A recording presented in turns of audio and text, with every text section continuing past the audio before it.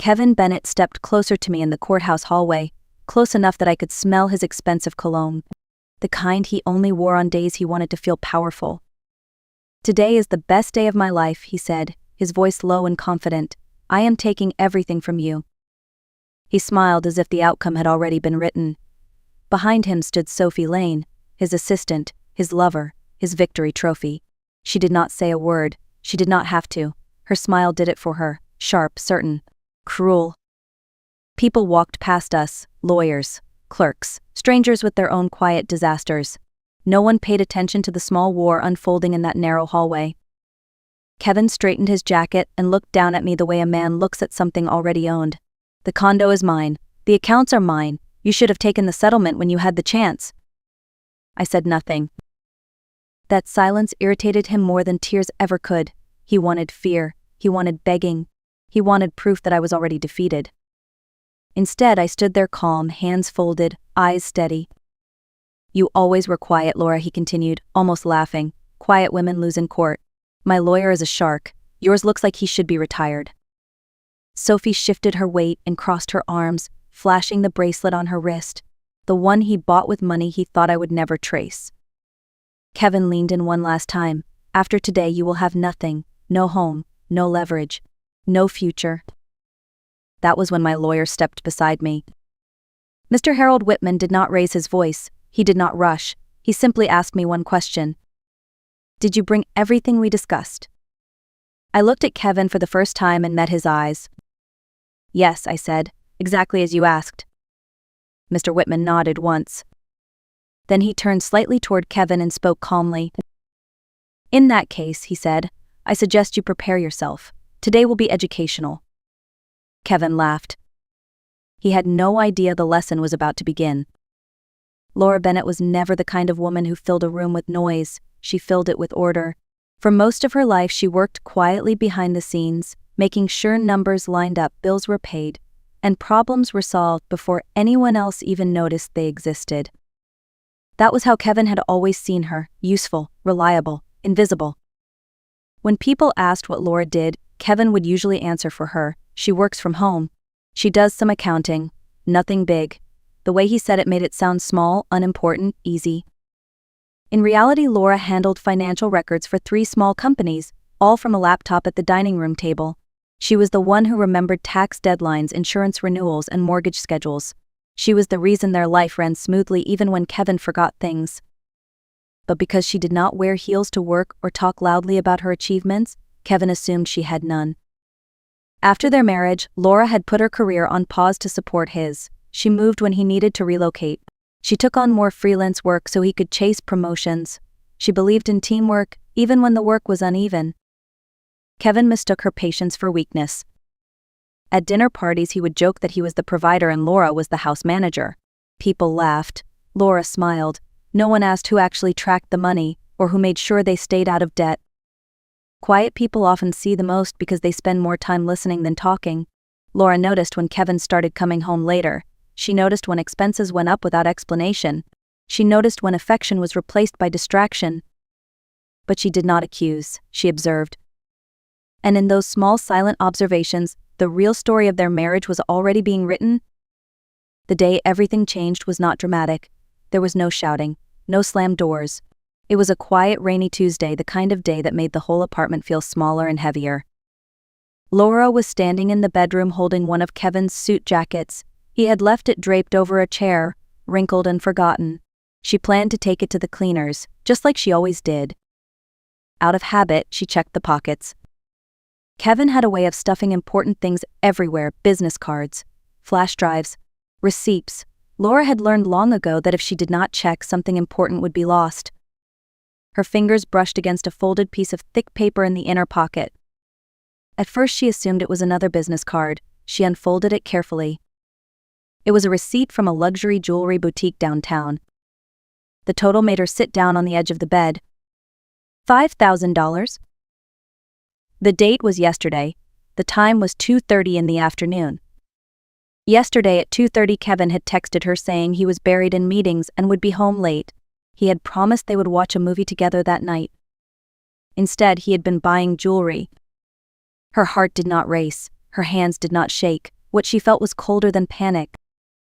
Laura picked up her phone and opened social media. Kevin had mentioned his new assistant once. Sophie Lane, young, organized, always cheerful. It took less than 2 minutes to find her public profile. The most recent photo showed a perfectly manicured hand holding a glass of champagne inside a luxury car. On her wrist was a gold bracelet with a blue stone. The caption read, "Best night of my life." Laura did not need any more proof. In that quiet bedroom, surrounded by the life she thought she had built, something inside her finally went still. The marriage was over. But the accounting had only just begun. Laura did not cry that night. She did not wake Kevin. She did not throw the receipt at his face or demand an explanation. She did what she had always done when something did not make sense. She opened her laptop. Emotions create noise, numbers create clarity. That had been her rule since her first accounting class. She created a new file and named it something only she would ever see: balance. Then she began to work.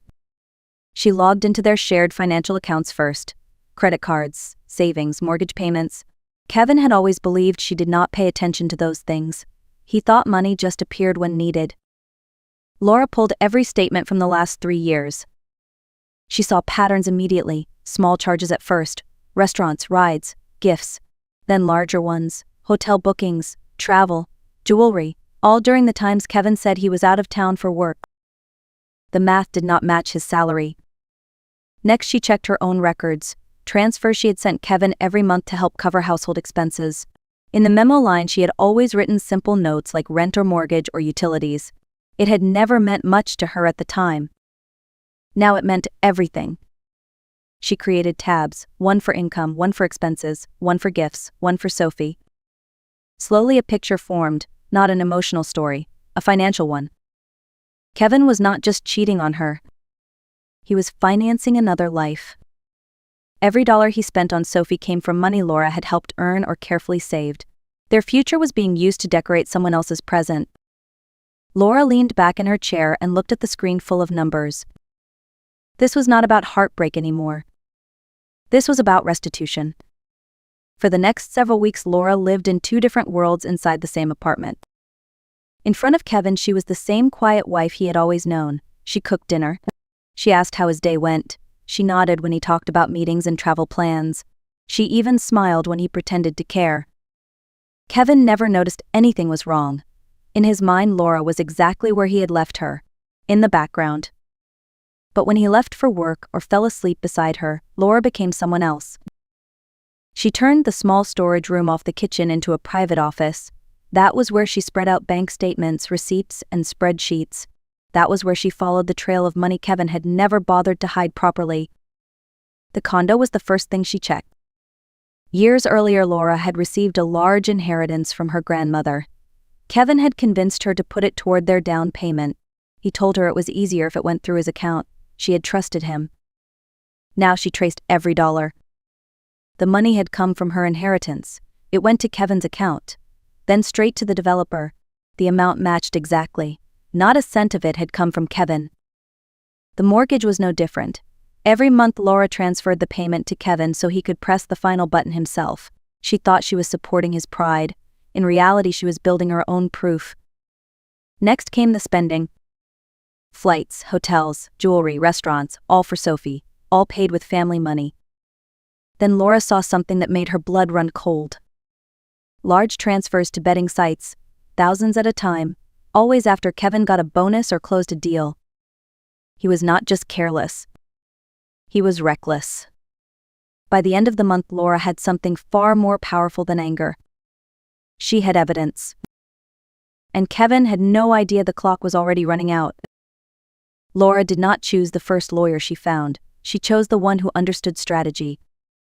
A colleague from her old firm gave her a name: Harold Whitman, an older man, quiet, precise, known for never taking cases he could not win.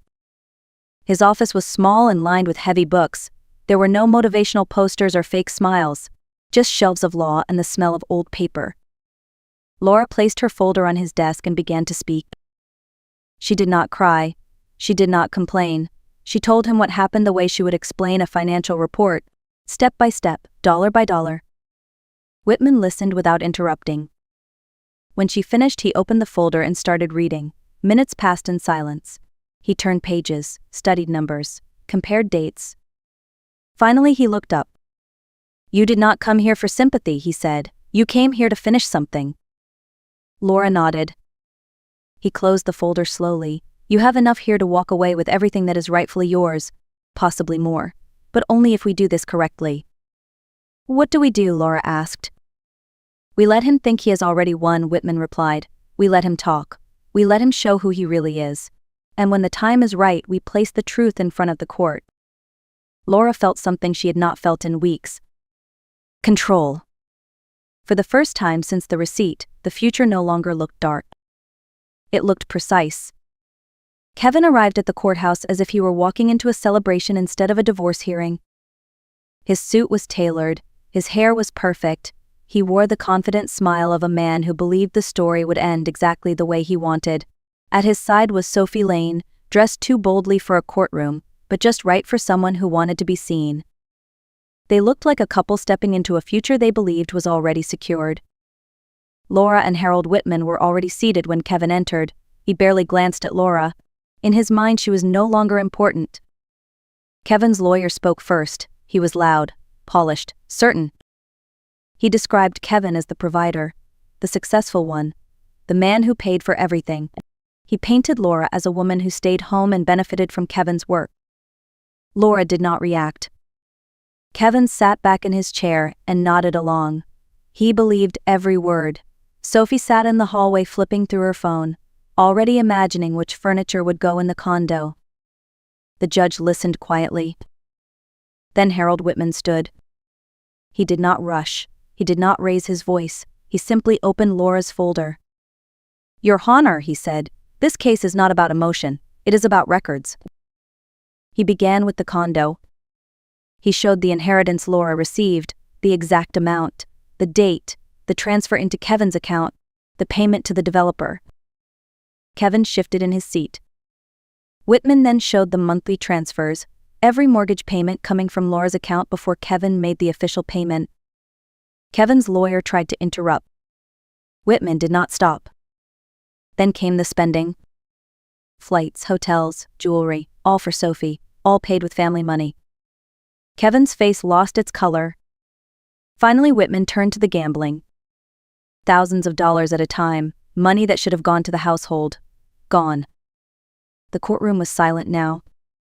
Kevin no longer looked confident. He looked trapped.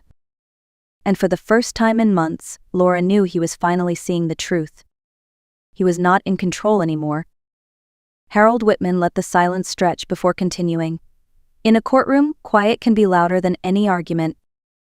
"Your Honor," he said, "what you are seeing is not just irresponsible spending. It is a pattern of financial abuse and dissipation of marital assets." He handed the judge a thick stack of documents. These records show that Kevin Bennett used joint funds to finance gambling and an extramarital relationship while presenting himself as the sole provider. Kevin's lawyer was now flipping through his papers, his confidence gone. There was nothing there that could compete with bank statements and transaction histories. Whitman moved slowly, carefully, as if placing each piece on a chessboard. "Here are the transfers to offshore betting accounts. Each one lines up with Kevin's bonus payments. This was not entertainment, this was compulsion." Kevin tried to speak, but the judge raised a hand. Then Whitman held up the jewelry receipt. $5,000 for a bracelet. Purchased during a workday. Given not to his wife but to Miss Sophie Lane. He placed a printed photo on the table. "This is that same bracelet on Sophie's wrist posted on social media the very night it was purchased." Kevin's shoulders slumped. And finally Whitman said, "There is the matter of income." Laura Bennett, as an accountant, reviewed Kevin's work-related deposits and compared them to his reported salary. The numbers did not match. Whitman passed more pages to the judge. These show payments routed through third-party accounts that were never reported, funds that were not taxed, funds that went directly into Kevin's personal use. Kevin's lawyer sat down heavily. "We are not here to pursue criminal charges," Whitman said, "but this court must understand that Kevin's claimed income is not only exaggerated but partly illegal." Kevin stared at Laura across the room. He had thought her quiet meant ignorance. He had been wrong. The judge removed her glasses and studied the documents. When she looked back up, her expression had changed. "Mr. Bennett," she said, "you have presented yourself as the victim in this marriage. The records tell a very different story." Kevin swallowed. "The court will take a brief recess," the judge continued. "When we return, I will issue a ruling." As everyone stood, Kevin finally turned to Laura. "What did you do?" he whispered. Laura closed her folder and met his eyes calmly. "I did the accounting," she said. Nothing more, nothing less. When the judge returned, the room felt smaller. The air was heavy with expectation. She did not speak slowly. She did not soften her tone. "The condo," she said, "is recognized as the separate property of Laura Bennett. It is not subject to division." Kevin's head dropped. The court further finds that Kevin Bennett dissipated marital assets through gambling and gifts to a third party. He is ordered to reimburse Laura Bennett for half of the proven losses. Kevin's lawyer did not look up. The vehicle purchased during the marriage will remain with Kevin, along with the remaining loan obligation. With each sentence, Kevin's future grew narrower. Laura did not smile. She did not celebrate. She simply breathed. Outside the courtroom, Sophie was waiting. Her patience vanished when she saw Kevin's face. "Did we win?" she asked. Kevin shook his head. Sophie stepped back as if he had become someone else. "You said there was money," she snapped. "You said we would live well." Kevin had no answer. Sophie turned and walked away without looking back. Minutes later, Kevin's phone rang. It was his company. The investigation Laura had set in motion had already begun. By the time Kevin left the courthouse, he no longer had a job, a home, or a future he recognized. Laura walked past him without stopping. Some endings do not need words. Laura stepped outside into the cool air and felt something she had not felt in a long time. Lightness. The sky was gray, but for the first time it did not feel heavy. It felt open. Harold Whitman shook her hand at the courthouse steps. "You handled yourself well," he said. "Most people let emotion ruin their case. You let truth do the work." Laura smiled. "Numbers never lie," she replied. She walked to her car alone, not lonely. The condo was hers. The silence waiting inside it was hers. The future was hers. Kevin had wanted freedom without responsibility. He got it. Laura had wanted fairness. She earned it. This is what revenge really looks like. Not shouting, not destruction, but patience, preparation, and the courage to let the truth speak when it matters most. If this story resonated with you, take a moment to like and share it. Someone out there may need to hear that quiet strength still wins. Tell me in the comments where you are watching from. I read every message. And if you want more stories about people who took their power back, subscribe to The Art of Revenge. Because sometimes the strongest move is not fighting louder. It is staying calm until the final balance is settled.